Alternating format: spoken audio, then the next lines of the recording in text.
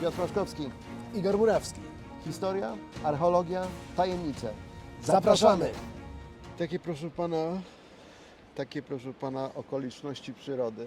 Wyjątkowe jak na nas. Tak, ale wiesz, wojennie, bo o wale atlantyckim zresztą chciałbym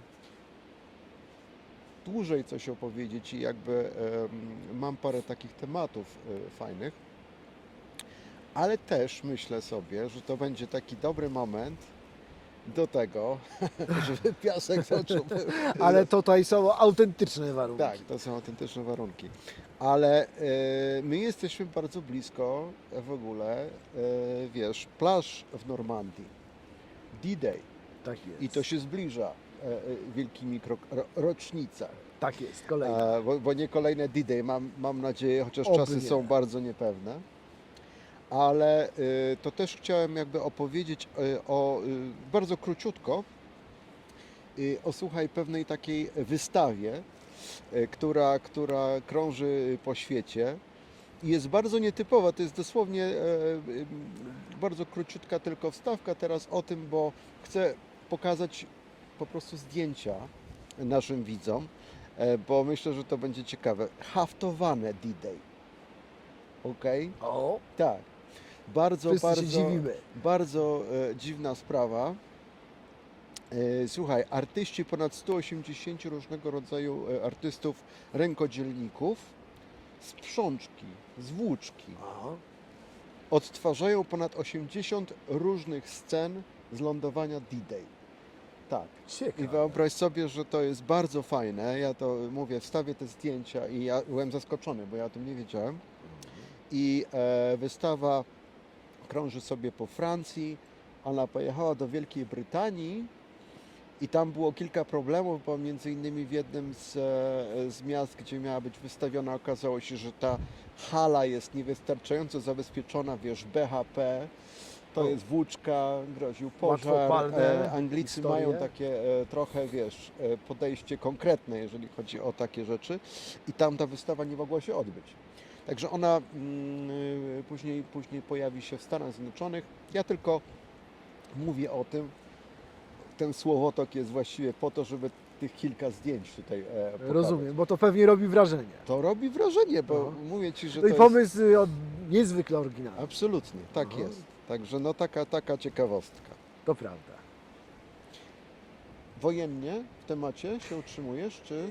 Ja może wojennie jak wojennie, wojskowo na pewno. Okej. I miałbym taką też ciekawostkę, bo w sumie to rzecz, która by się wydawała dość oczywista.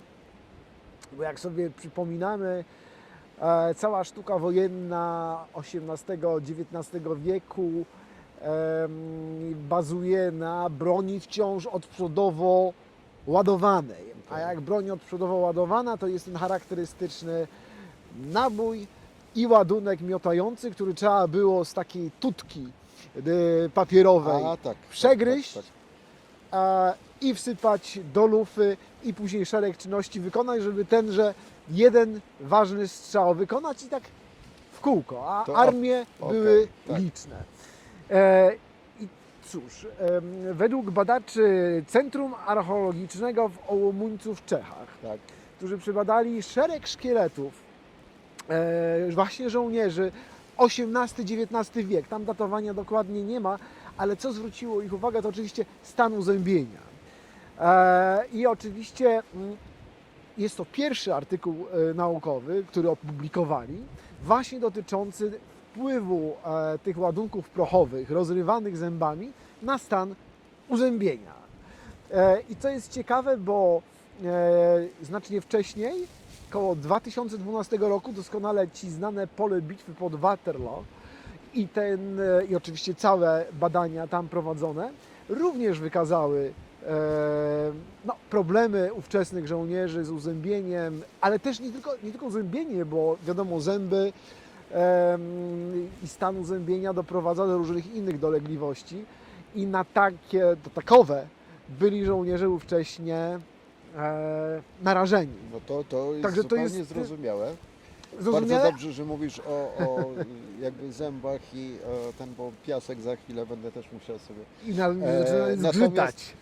natomiast chcę tylko dodać, zanim nas kompletnie zasypie tutaj, że troszeczkę jakby odchodząc w przeszłość, ale też o bólu zębów. O, Wiesz, wikingowie, słuchaj, są zawsze przedstawieni jako tacy no, wojownicy, prawda, i tak dalej. No wiemy, że to jest nieprawdziwy obraz do końca, bo to i kupcy i tak dalej. I mówi się teraz bardzo dużo o roli kobiet w ogóle. Ale w Szwecji, w miejscowości Varnhem, w pobliżu klasztoru, wczesno chrześcijańskie, wikińskie pochówki, ponad 300 osób. Zbadano wiele z tych osób, zarówno kobiety, mężczyzn, jak i dzieci, te szczątki. Poddano to tomografii komputerowej, konkretnie bardzo, wiesz, badania. Okazało się, że no straszliwe różnego rodzaju choróbska ich trawiły, ale też przede wszystkim właśnie kwestie związane no, z problemami zęby. To jest jakby temat tam najwyraźniej bardzo, bardzo taki konkretny. Plus do tego artretyzm w różnych postaciach, różnego rodzaju deformacje czaszkowe. No więc ta populacja, przynajmniej w tym miejscu wikińska, była bardzo niezdrowa. To no taka tak. propos. Ja myślę generalnie, że wiesz, czy tutaj mówimy o stanie uzębienia, tam nie potrzeba było rozrywać tak naprawdę Tak. tych tutek z prochem, bo przecież i stan higieny i generalnie opieka medyczna, Tak, to tak. brzmi współcześnie, ale no wiadomo, że Tak. tutaj nie trzeba było zewnętrznych czynników, żeby sobie czy zęby, czy popadać w różnego rodzaju choróbska i dolegliwości. No, Także tu dokładnie absolutnie, tak, absolutnie, dokładnie się z tym absolutnie. zgadzam. A propos wikingów, bo to jest coś, co myślę, że zaciekawi. Bardzo ciekawa w ogóle teoria, ale to się trzyma kupy. Natomiast no jestem ciekaw, co ty na to powiesz. Profesor Dagfinn Skre, skandynawski profesor historyk, w swojej najnowszej książce Północne drogi do królestwa. Historia Skandynawii od roku 180 do 550. Wysnuwa bardzo taką ciekawą tezę. To nie jest chyba pierwszy raz, jeżeli się nie mylę, ale no, nie jestem tego pewien. W każdym bądź razie teza jest taka, że wiesz, Skandynawowie też byli żołnierzami, legionistami, uczestnikami Cesarstwa Starożytnego Rzymskiego. świata. Tak, ale to wiesz, tutaj chodzi, tyłu. bo my zwykle, jeżeli mówimy o takich zaciężnych wojach rzymskich, najczęściej właśnie mówimy o Celtach i Galach, tak, bo oni Germanach też. Natomiast tutaj właśnie Germanowie, trzeba to rozszerzyć na Skandynawię.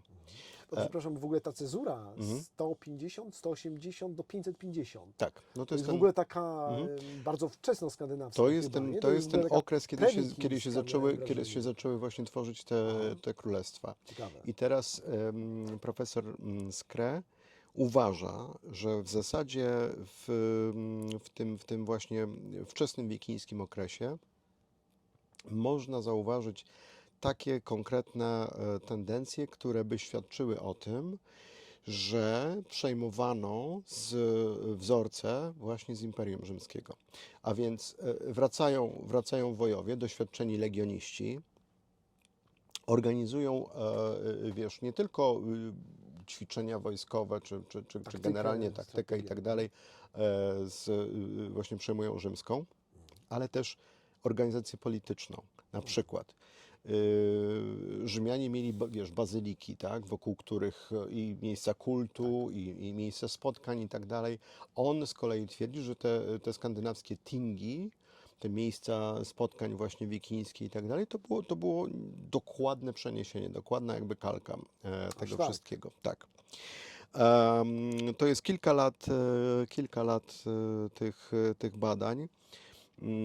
Uważa, że rzeczywiście no, przede wszystkim całe te, no głównie tak jak mówię, te spotkania publiczne, to, co jest taką cechą charakterystyczną dla wikińskich społeczności i tych wczesnowikińskich i tych późniejszych, jest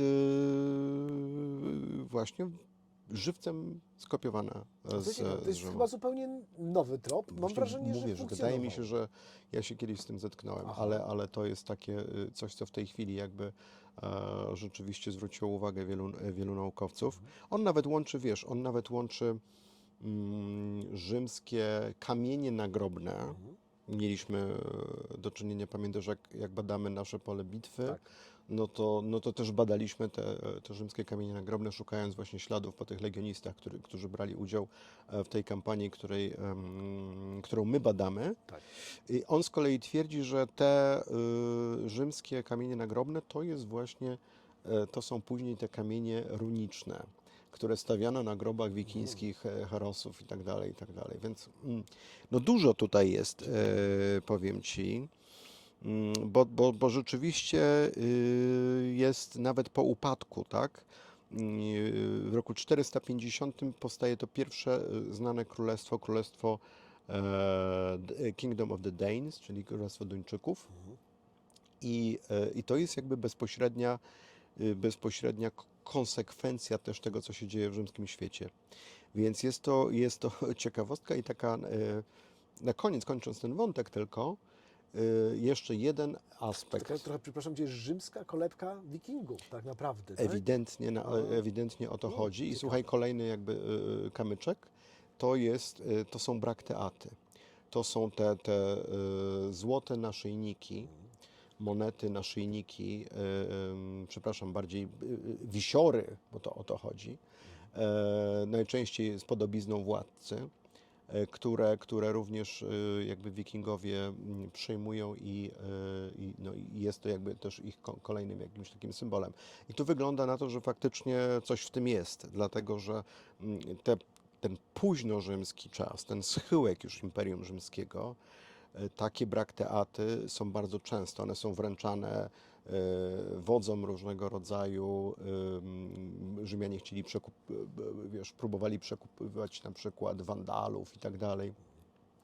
Często znajdowane nomen omen w Polsce, zwłaszcza jeżeli dobrze pamiętam, Polska północno-wschodnia, kilka takich znanych skarbów.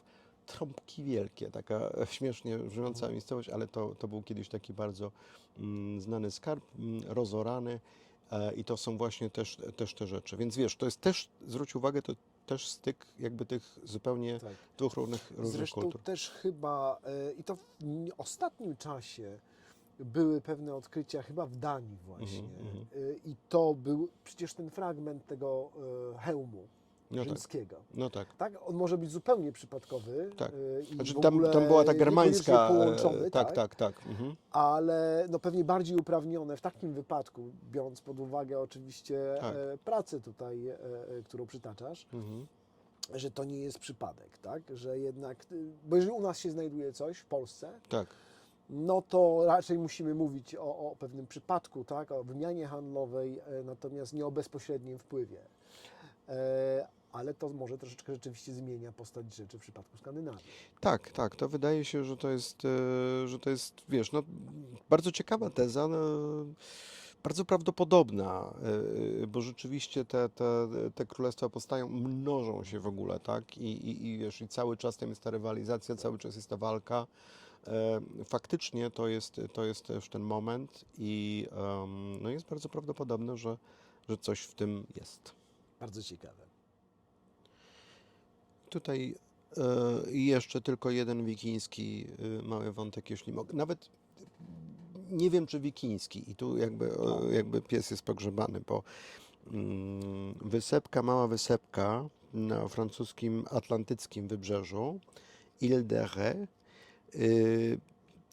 i tam, słuchaj, przeprowadzono badania archeologiczne.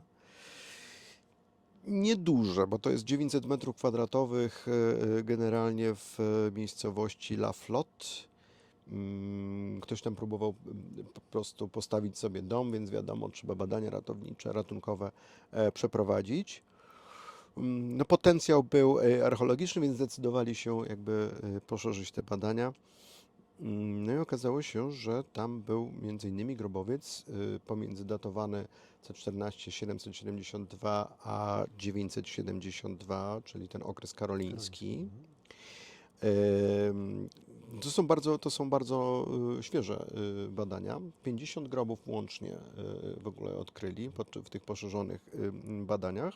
Część jest starsza, bo tam z XV wieku, ale część jest właśnie tych młodszych. I tutaj jakby się zaczyna problem bądź taka ciekawostka, dlatego że te znaleziska przedmiotów często, ale sposób też pochówku i tak dalej, może wskazywać na wikiński, normański charakter jakby tego miejsca, tej osady. Wcześniej.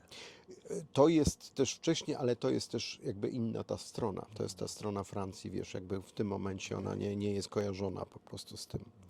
Więc to jest taka ciekawostka. Ja sugeruję tylko temat, dlatego że INRAP, ta francuska instytucja, ten główny Instytut Archeologiczny, Badań Archeologicznych, oni jak gdyby dopiero takie wprowadzenie podali na ten temat, także będziemy chcieli chyba sprawdzić i zobaczyć, no bo to by była taka faktycznie ciekawostka. No oni to w każdym bądź razie podają jako taką Przesuwa. potencjalną właśnie wikińską i troszeczkę to ich dziwi.